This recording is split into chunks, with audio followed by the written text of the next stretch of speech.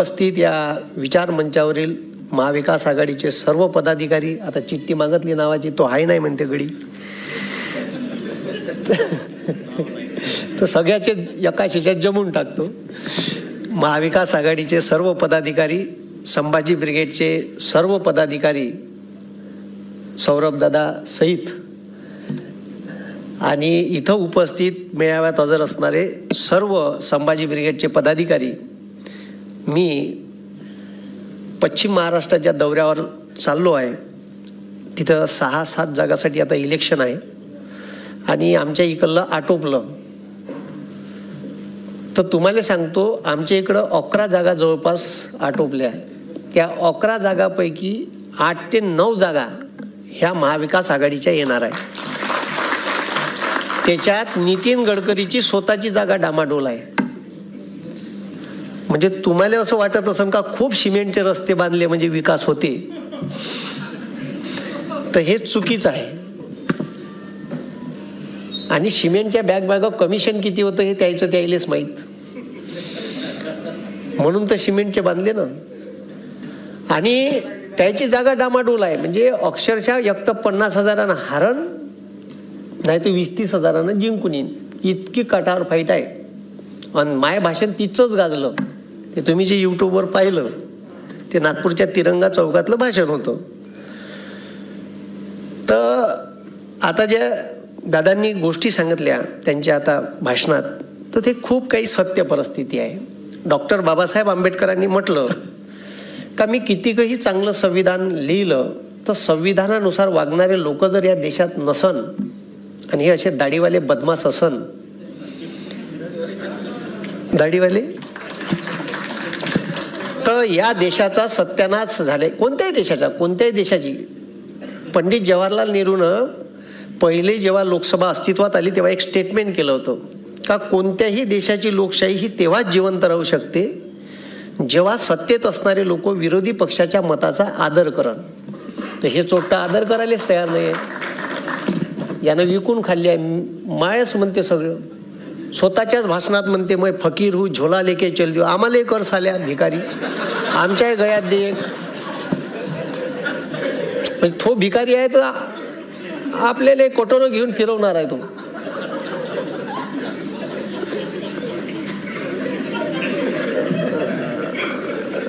म्हणजे या देशात चालू काय, तुम्हाला एक खूप चांगला उमेदवार निलेश लंकेच्या स्वरूपात मिळाला आणि तुम्हाला सांगतो निलेश लंकेसारखा आमदार सध्या तरी महाराष्ट्रात नाही. कारण काहीच नका करू, त्या माणसाचे कोरोनातले व्हिडिओ घ्या आणि बस तेच व्हायरल करा, असाच माणूस जिंकून येते. एकही आमदार नाही. कोरोनात सगळे घरात लपले होते. तो एकमेव आमदार होता का पेंडॉल टाकून ज्यानं सिलेंडर ऑक्सिजनचे उपलब्ध करून दिले. ज्याले गावात घ्यायला कोणी तयार नव्हतं क्वारंटाईन म्हणून, त्या माणसानं त्यानं जागा उपलब्ध करून दिली, हॉस्पिटल सारखी व्यवस्था उपलब्ध करून दिली. काहीच नाही करायचं. ते जुने व्हिडिओ काढायचे आणि पेलवायचे. ठीक आहे.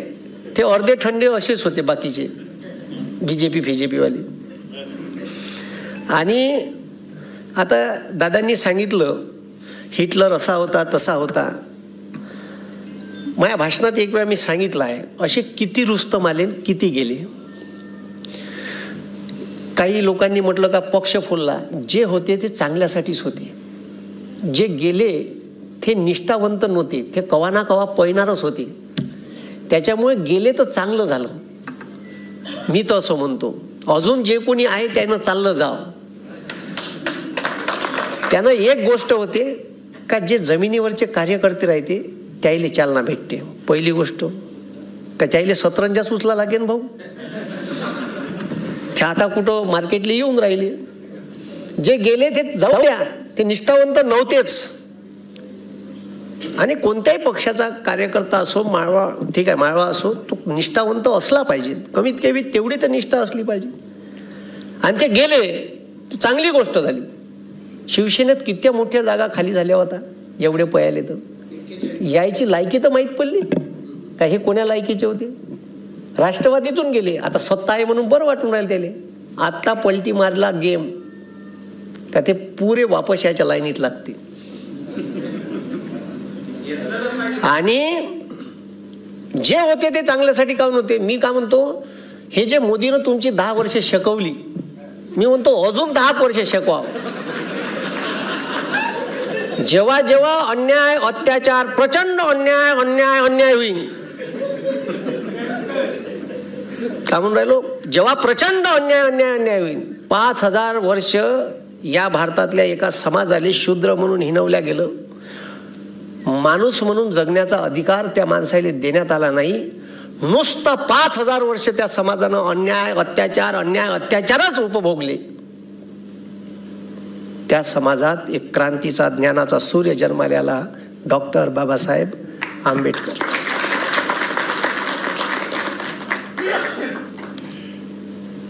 या भारतावर मुस्लिम सत्ता आली, बरेच घराणे आले, तुगलक आले, मुघल आले. या भारतात त्याने सत्ता स्थापन केली. या भारतातल्या लोकांवर अन्याय अत्याचार केले. 600-700 वर्ष सत्ता उपभोगली, पण त्याले महाराष्ट्र जिंकता आला नाही. या अन्याय अत्याचारात एक क्रांतीचा, स्वराज्याचा सूर्य जन्माला आला, तो म्हणजे छत्रपती शिवाजी महाराज. व्हायला पाहिजे नसं. जेव्हा अन्याय अत्याचार होईल असं तुमचा नड्डा पिचकन, तेव्हाच तुम्ही हातपाय झाडाल.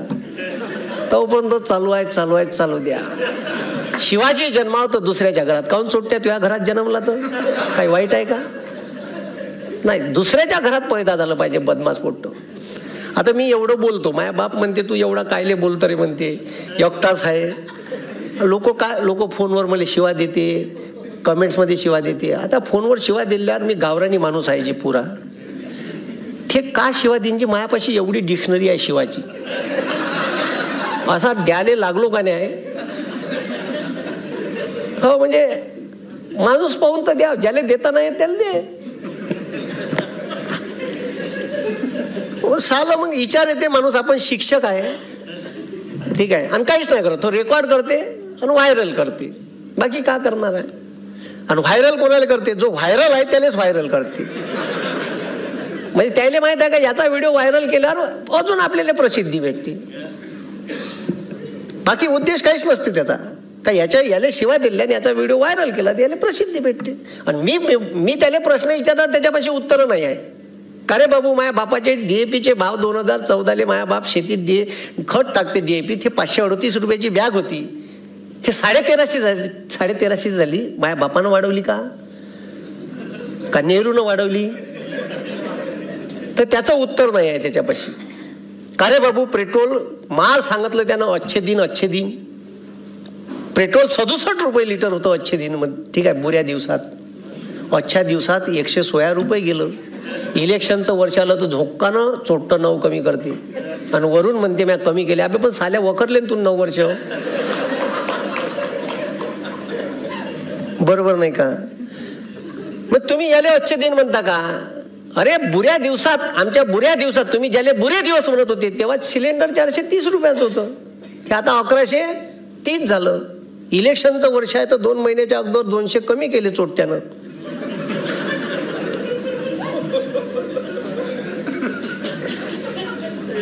याले जर तुम्ही अच्छे दिन म्हणत असाल तर अजून शिकून घ्या,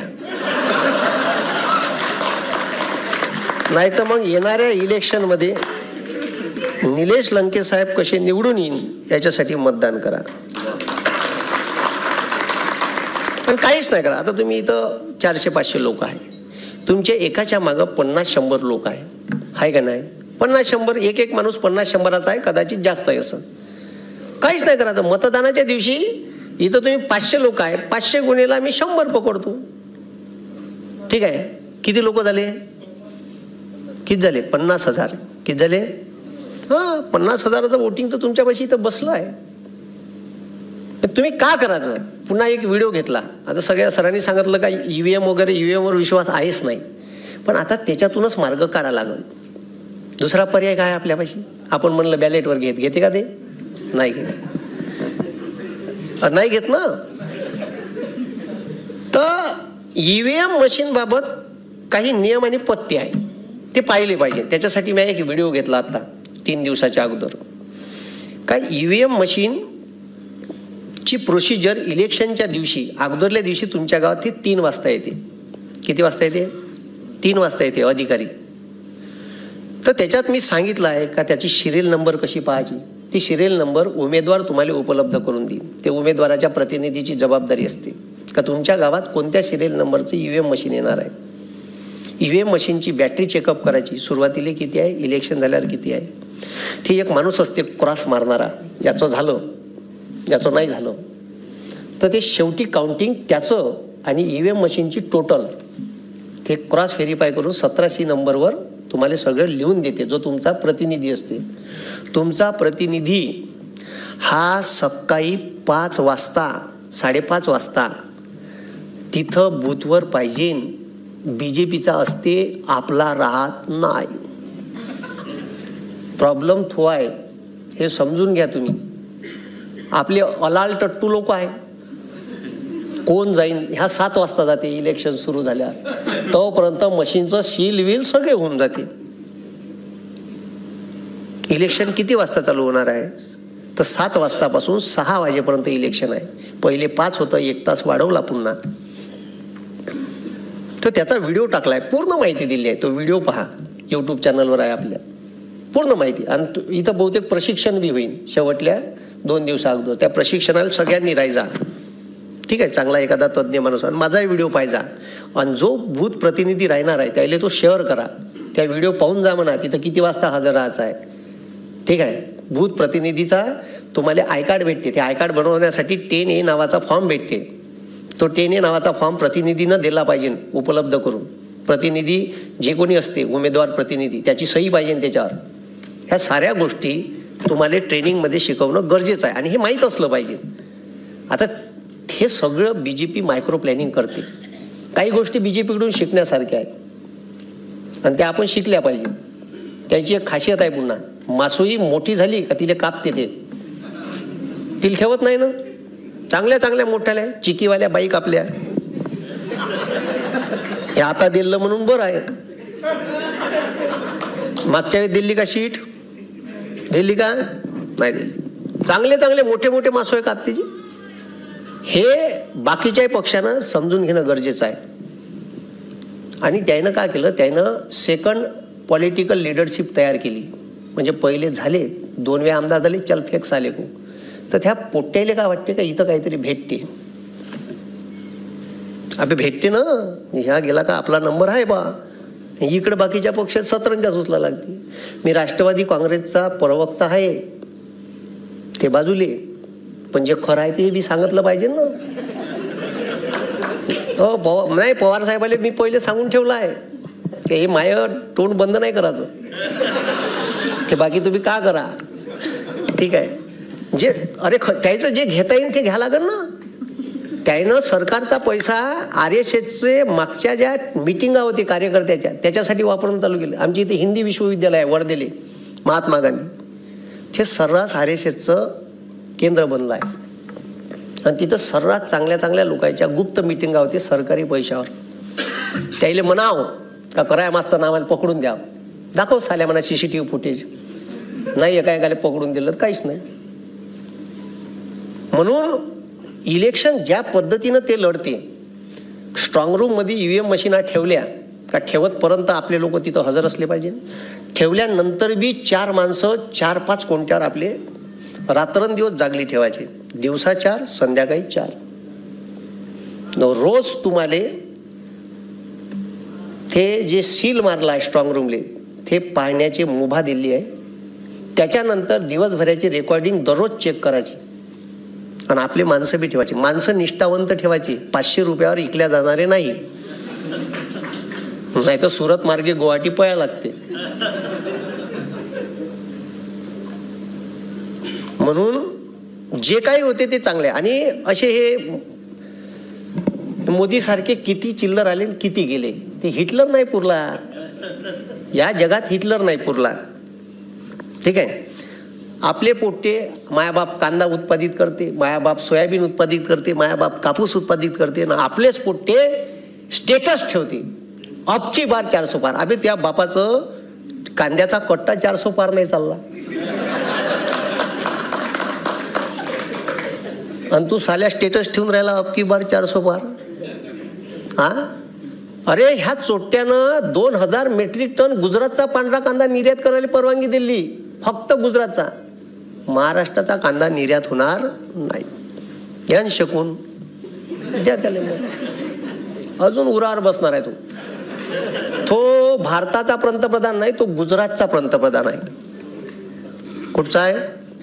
हा, म्हणून महाराष्ट्रात 1.5 लाख कोटीचा वेदांता फॉक्सकॉन नावाचा सेमी कंडक्टरचा प्रोजेक्ट येणार होता. त्या चोट्यानं कोटनेला मार आला अरबी समुद्रात. मी म्हणलं मरते का? तिथं शिवाजी महाराजाचं स्मारक उभं करायचं आहे म्हणे 43 एकरात. उद्घाटन गिन केलं ना का? कुठं गेलं ते विचारा ना प्रश्न. कुठं गेलं स्मारक? केलं का उभं? निव्वळ चिवत्या बनवलं तुम्हाला.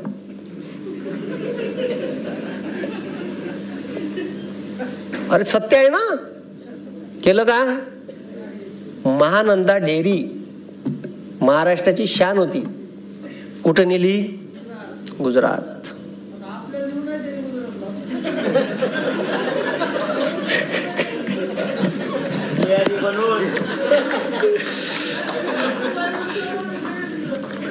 बरं ते तर सोडा. त्यानं काय केलं? गडचिरोलीत हत्ती होते आमच्या विदर्भात. हत्ती ते पोट्ट नाही का अदानी मुक्याचं ते घेमस, त्याचं आता लग्न होतं. त्या मुक्याच्या पोट्याले हत्ती आवडते, त्याच्या पोट्याले. हा, तर गुजरातचे हत्ती नेले साल्यानं इथून. तुमच्या संभाजीनगर औरंगाबादचे सिंह नेले 2. वाघ का सिंह? वाघ नेले सिद्धांत उद्यानामधले. तुम्हाला माहित आहे का? नाही तर माहित नाही मला. हा, हो, वाघाशी का आपलं लेणं देणं? म्हणजे सब मी का म्हणतो, जर तुझ्याकडून गुजरात डेव्हलप करणं नाही होत तर आम्हाला देणं भाड्यानं, असं म्हण का? माईवाली लायकी नाही आहे. सब दाबादुबीचे धंदे आहे. इकडून दाब तिकडून दाब. ठीक आहे, याचं पावडर घे, त्याचं लिपस्टिक घे, त्याचे कानातले घे, दुसऱ्याचं मंगळसूत्र घे आणि सजव स्वतःले. अबे तुमची लायकी नसेल सांगा ना, आम्ही गांधीनगर उभे करायला पैसे दिले तुम्हाला.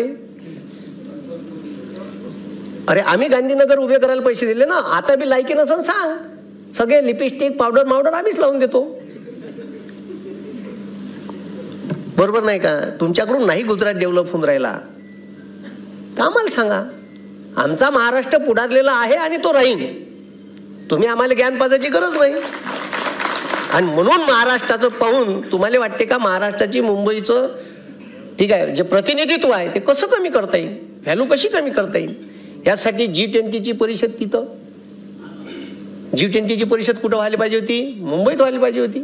कुठं भरवली चोट्यानं? गुजरातमध्ये. म्हणजे आपल्यावर किती अन्याय चालू आहे तरी आपण त्याचे झेंडे घेऊन त्याचं स्टेटस हे मागं पोट्यानं ठेवलं होतं. मै सावर करू. अबे साल्या तू बेरोजगार आहे, तू सावरकर काय जा?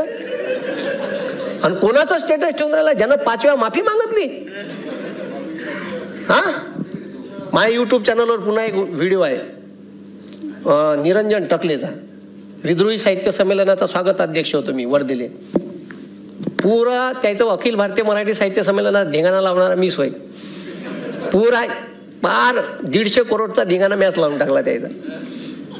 आणि ते निरंजन टकलेचं भाषण पाहिजे. कोणा जर म्हणलं सावरकर कोण होता ते भाषण त्याला पेलून द्यायचं. हे पाय म्हणा पहिली साल्या. तर खतरनाक काम आहे. म्हणजे मला अक्षरशः चीड येते जी. साले एवढा अभ्यास केल्याच्या नंतर असं वाटते म्हणजे ह्या पहिला पंतप्रधान आहे त्या अग्निवीर भरतीमध्ये लग्नाच्या वयात पोट्याले रिटायर्ड करणार आहे.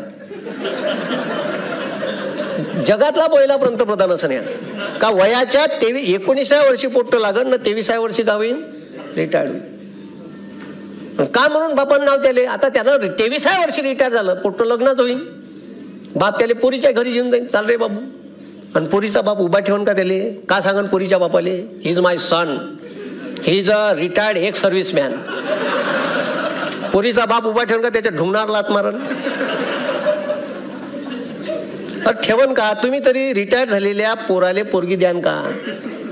आणि तो वेपनचं ट्रेनिंग घेऊन आलेला बेरोजगार युवक राहील, तो देशासाठी घातक आहे.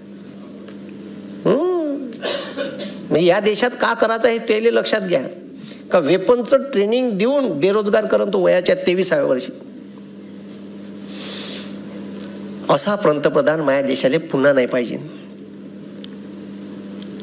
आणि अनपढ गवार आहे साला, डिग्री डुप्लिकेट. बरं डिग्री कोण्या विषयात, एंटायर पॉलिटिक्स. बरं तो स्वतः भाषणात म्हणते मग कुछ भी पडाली का नाही, त्याचा तडीपार सोबती म्हणते का हे आमच्या पंतप्रधानाची डिग्री एम एची.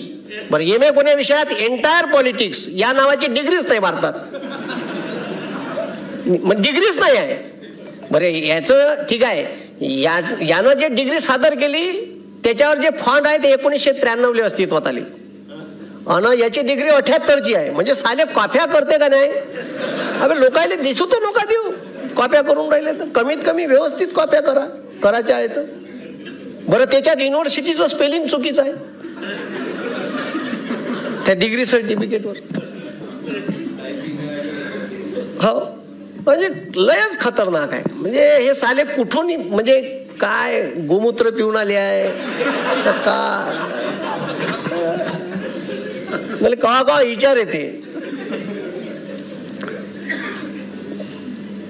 आता मागं एक महाराष्ट्र शासनानं GR काढला, दुधाचे भाव 34 रुपयावरून 25 रुपयावर आणले. तुम्हाला माहित आहे 22. हा घ्या ना, अच्छे दिन होईना. शेकून घ्यायची चांगली, पुन्हा बोंबलाचं नाही. माझ्याकडे काही काही लोक आले का मला भल्ला राग येते जी. म्हणजे अक्षरशः लोक, आणि हे तुम्हीच निवडून दिलं आहे, ठीक आहे, त्याला डोक्यावर तुम्हीच घेतलं. आता तुमचीच जबाबदारी आहे डोक्यावरून त्याला खालतं उतरवायची. तुम्हीच चढवलं होतं ना, उतरवा बी तुम्हीच. म्हणून प्रत्येकानं जबाबदारी आपली स्वीकारली पाहिजे. हा देश वाचला पाहिजे, या देशाचं संविधान वाचलं पाहिजे. तो म्हणते संविधान घेऊन बदलवायचं, हात लाववर म्हणा, नाही त्या ढोंगण्याला फटाके लावून लोक. एवढं साधं सोपं काम आहे का. पण मात्र यानं सर्व व्यवस्था आपल्या हातात घेतली आहे. लष्कर भी तुम्हारा है, सरदार भी तुम्हारा है. लष्कर भी तुम्हारा है, सरदार भी तुम्हारा है. तुम झूठ को सच लिख दो, तुम झूठ को सच लिख दो, अखबार भी तुम्हारा है. सारंच विकत घेऊन टाकलं साल्यानं. तुम्हाला इंजेक्शन दिलं कोविडशिल्डचं, दिलं ना. हा त्याच कंपनीकडून त्याची वॅक्सिनले परमिशन द्यासाठी, इंडियन काउन्सिल ऑफ मेडिकल रिसर्चची परवानगी देण्यासाठी 54 करोड रुपयाचे इलेक्ट्रॉल बॉन्ड घेतले. आणि आता सुप्रीम कोर्टात ते कंपनी म्हणते का आमच्या वॅक्सिनमुळे तुम्हाला वाईट परिणाम होऊ शकते आणि तुम्हाला केव्हाही हृदयविकाराचा झटका किंवा ब्रेन हॅमरेज. साल म्या घेतलं, तुम्ही घेतलं का बे.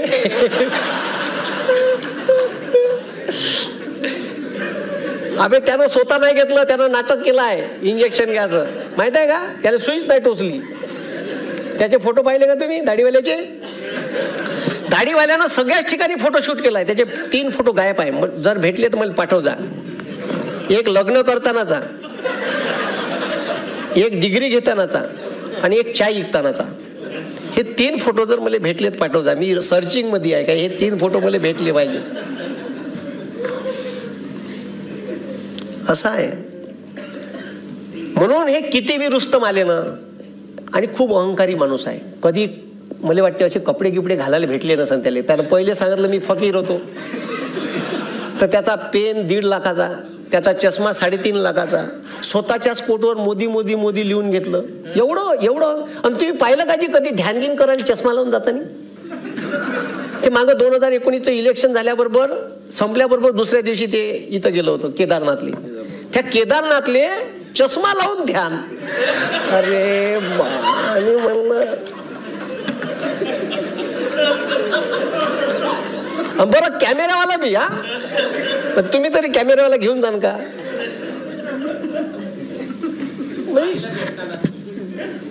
अरे आपल्याला हिंदू धर्म सांगितला, हे का चोट्टे हिंदू धर्माचं पालन करते जी माय मेली तर टकलं नाही गेलं साल्यानं. अरे हिंदू धर्म म्हणते ना, माय मेली तर टकलं करायला पाहिजे का नाही, केशव पण करायला पाहिजे का नाही? स्वतः केलं का? स्वतः केलं का? बरं कुठे गेलं तर एवढं ताणते, त्या बांगलादेशात गेलं म्हणजे मी बांगलादेशाच्या स्वातंत्र्य चळवळीत होतो. तुझे वय का? स्वातंत्र्य चळवळ झाली केव्हा? तू किती वर्षाचा होता तेव्हा? म्हणजे अरे खोटं बोलायची लिमिट किती खोटं. बंगालचं इलेक्शन होतं तर रवींद्रनाथ टागोर सारखी दाढी वाढवली पट्ट्यानं. पुरा नौटंकी ॲटम आहे. म्हणजे मी सांगतो तुम्हाला या देशात, ठीक आहे, आणि ते मार म्हणते ना, ठीक आहे का, त्यानं म्हटलं होतं मनमोहन सिंग मुका पंतप्रधान. अबे आम्हाला मुका परवडला, तुझ्यासारखा फेकू नाही परवडला. 1.5 महिना झाला का टीव्हीवर येते, 1 महिना झाला टीव्हीवर मन की बात, अबे साले काम की बात कर कुछ. मन की बात ऐकू कंटाळून गेलं आणि एवढं इरिटेट करून टाकलं जी. कुठेही त्याचा फोटो, पेट्रोल पंपावर त्याचा फोटो आता काढला साल्यानं, ठीक आहे. काहून तर लोक का म्हणून काय, मी तर पेट्रोल पंपवाले विचारतो काहून बाप्पूचा फोटो कुठं आहे बा, नाराय माराय फोडतो एखादं. कोविडचं वॅक्सिन दिलं त्याच्यावर फोटो, तुम्ही कोरोनात मेले त्या मृत्यू सर्टिफिकेटवर फोटो, एक इथं बी लाव. हे राहिलं आमचं शिल्लक. इरिटेट होऊन गेला. अरे त्या प्रत्येक रेल्वे स्टेशनवर त्यानं सेल्फी पॉइंट काढला. माहिती अधिकाराअंतर्गत 6.25 लाख रुपये एका सेल्फी पॉइंटचा खर्च आहे. कोणाच्या पैशातून? त्याच्या बापाचा पैसा आहे का? भारत सरकारच्या टॅक्सचा पैसा आहे, आपण दिलेला पैसा आहे. सर्वसामान्य लोकांचा टॅक्सचा पैसा करोडो रुपये खर्च करते. मोदी देश होईन? हो, काही नियम नाही. सरकार तर केलंच त्यानं, भारत सरकार गायब केलं तर मोदी देश करेल. एवढा अहंकार. पण तुम्हाला सांगतो असे किती आले किती गेले त्याची काही चिंता करायची नाही. आपल्या हातात सत्ता आहे, आता सत्ता परिवर्तन करायचं आहे आपल्याला. तुम्हाला एक छोटीशी हिटलरची गोष्ट सांगतो. मला जायचं आहे समोर एक सभा राहुरीली आहे माई, तनपुरे साहेबांनी घेतली आहे. 6 तारखेला राहीन बहुतेक, डेट कन्फर्म व्हायची आहे. मी इकडंच आहे आता 8-10 दिवस मोदीले धुवासाठी.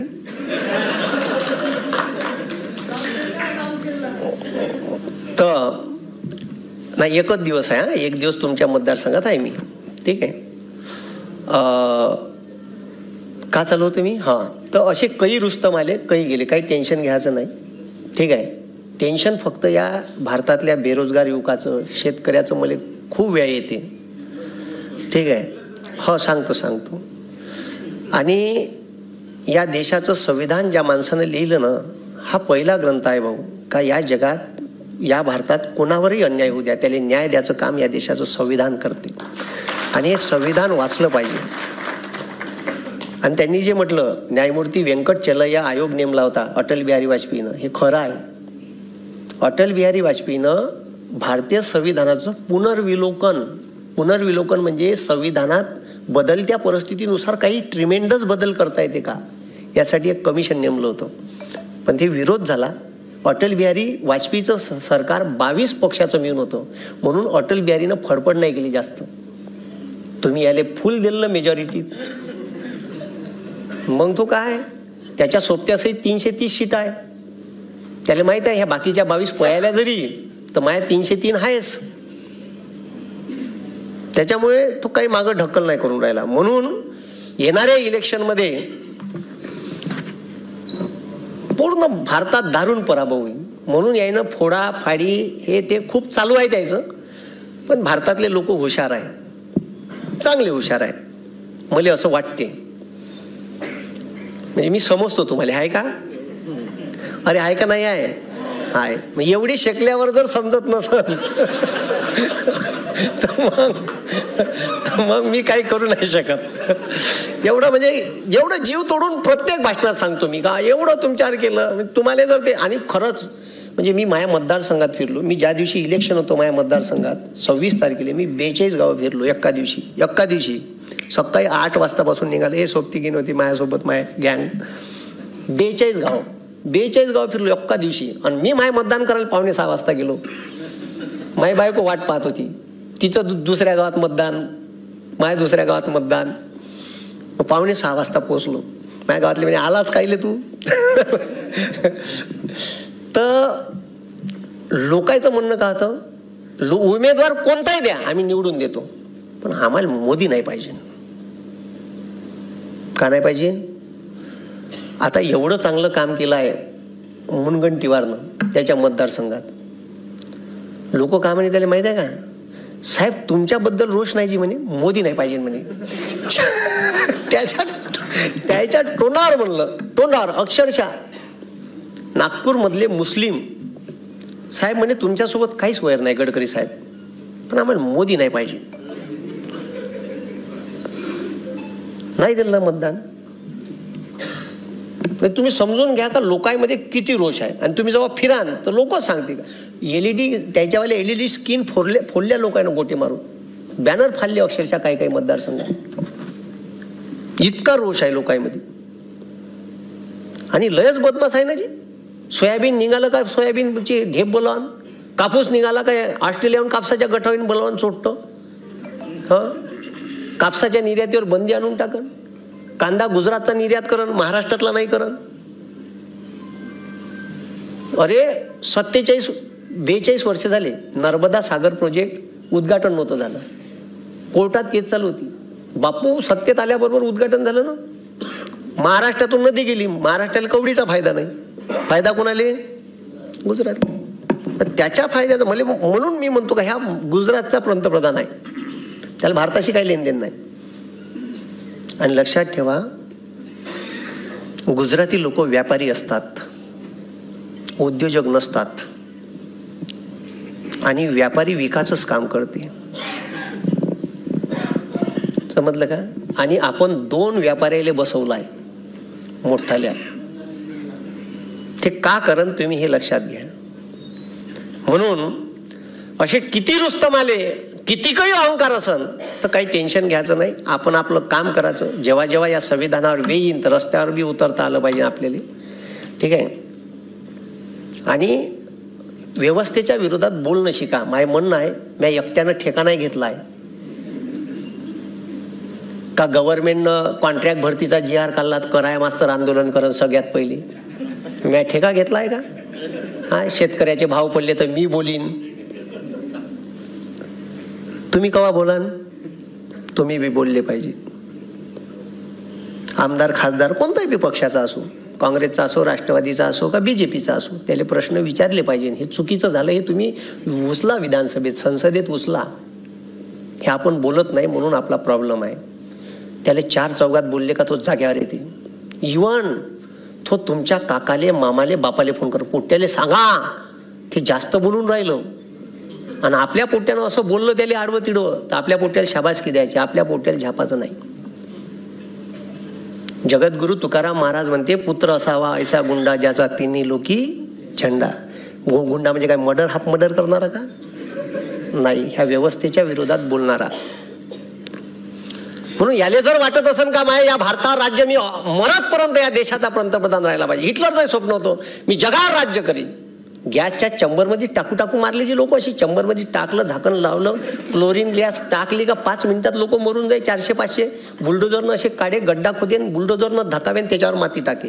असा हिटलर बदमाश होता, भयानक होता हिटलर. असे त्या बर्लिनच्या चौकात जीव लोक उभे केले 5-6 हजार आणि बाजूनं आर्मी उभी केली, गोळीबार केला. तर अर्धे गोळीबाराने मेले आणि अर्धे चंगराचंगरीने मेले. आजही बर्लिनच्या संग्रहालयात इथून तर ह्या स्लॅबपर्यंत चपलीचा ढीग आहे. तुम्ही जर बर्लिनला गेले तर त्या संग्रहालयात चपलीचा ढीग आहे, तिथं जे लोक मेले त्याच्या. इतका बदमाश होता हिटलर. पण जेव्हा दुसरं महायुद्ध संपत आलं ना, जेव्हा दुसरं महायुद्ध खतम होत आलं, 39ले सुरू झालं, 45ले खतम होत आलं, तेव्हा याचा सोबती होता मुसोलिनी, इटलीचा. त्या मुसोलिनीले बंदा युरोप बेचिराग झाला होता, पूर्ण युरोप. रशिया सुद्धा, रशियाचे 1.5 करोड पोट्टे, 1.5 करोड पोट्टे, 1.5 करोड म्हणून राहिलो, 1.5 करोड जवान पोट्टे मेले युरोपातले. पूर्ण पोट्टे. ज्याला वेपनचं ट्रेनिंग नाही त्याला त्याच्या हातात बंदूक दिली, त्याला बंदुकीची गोळीच नाही झाडता येत, आली गोळी धडकन लागलं, मेलं. 1.5 करोड पोट्टे मेले. तर जेव्हा युद्ध संपलं ना तर रशियात 1800 पोरी माग 1000 पोरं होते.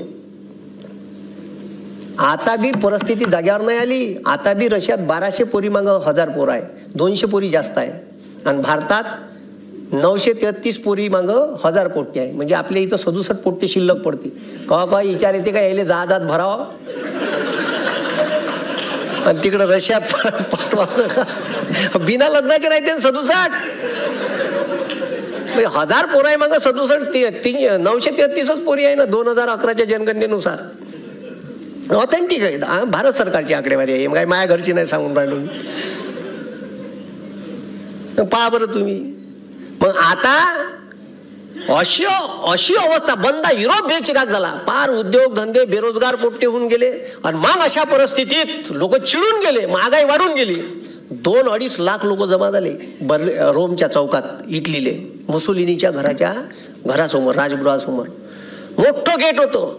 लोक राय झाले, बंद लोक घरात घुसले. हा मोठा जात दरवाजा तोडला, त्याच्या घरात घुसले. तो मुसोलिनी पै समोरनं 2.5 लाख लोक त्याच्या मागे लागले. पकडला, असा बेधम मारला जी, मरतपर्यंत मारला. ज्या कोणत्यावर पडन त्या कोणत्यावर मारला, कपडे काढून नागोया करून मारला, मेल्यावर बी मारला, त्याच्या बायकोले बी मारलं म्हणलं नागोया करून. लोक ते एका लिमिट पर्यंत सहन करते भाऊ लोक.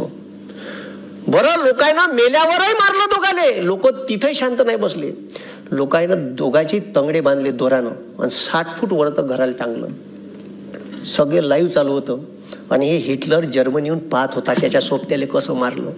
तारीख होती 28 एप्रिल 1945. गुगलवर सर्च करून घे जा, खोटं सांगत असेल तर. 28 एप्रिलले मुसोलिनीले असं मारलं लोकांना. हिटलरले वाटलं याच्यापेक्षा बेकार मारण आपल्याला, म्हणून 29 एप्रिल तारीख गेली आणि 30 एप्रिल कालची तारीख, 30 एप्रिलले हिटलरनं आत्महत्या केली. मी म्हणतो माझ्या देशातले लोक चांगले आहे, माझ्या देशात असं काही व्हाव नाही.